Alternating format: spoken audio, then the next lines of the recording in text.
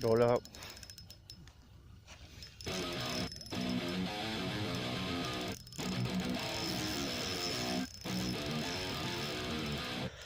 ไม่ลุ้นผมเลยเหรอ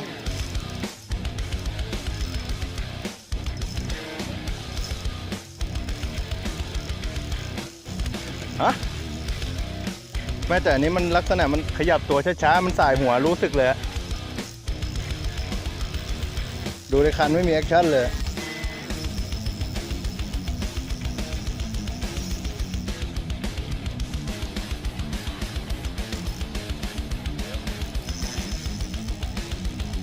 ฮะไปยัง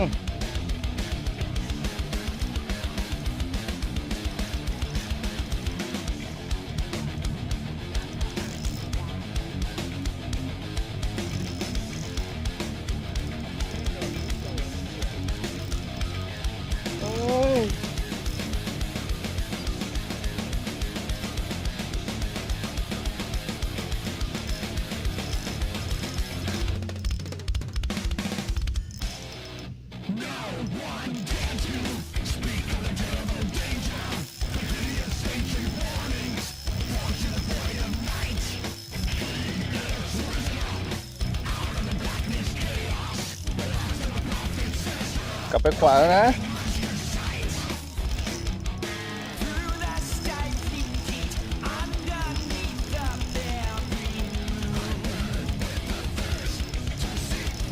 หลุดเถอะโอ้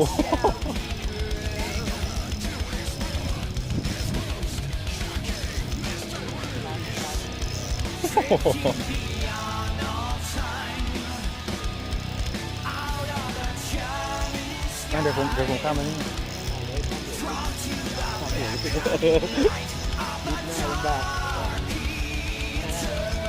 มาอยู่ตรงนี้ได้นะ กลับอีกแล้วเอาแวะมาคุย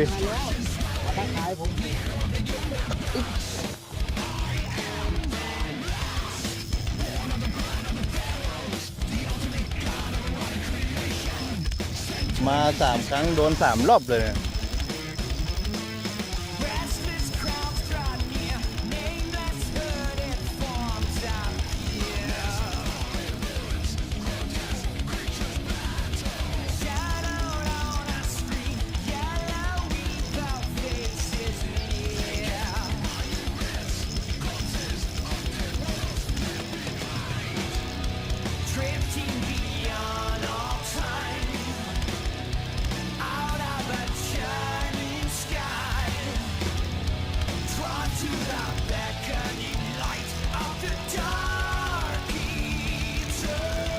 หนังชีวิต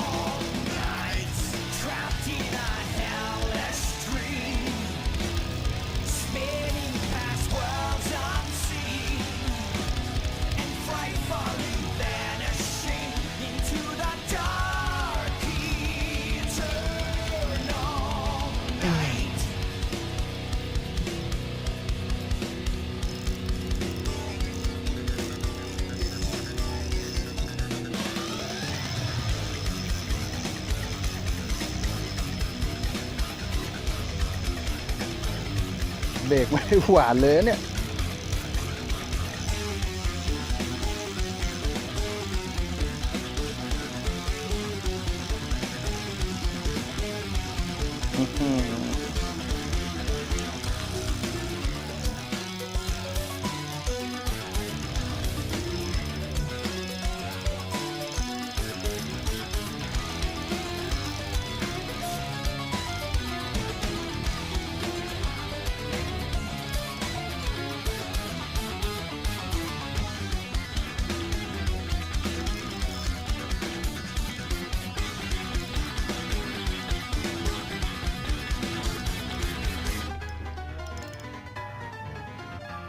น่าจะเป็นกระโห้โอ้โหดูชนเสา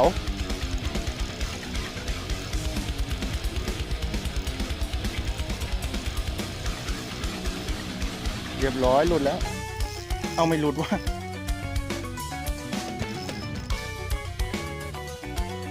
เอาหลุดหลุดหลุดฮู้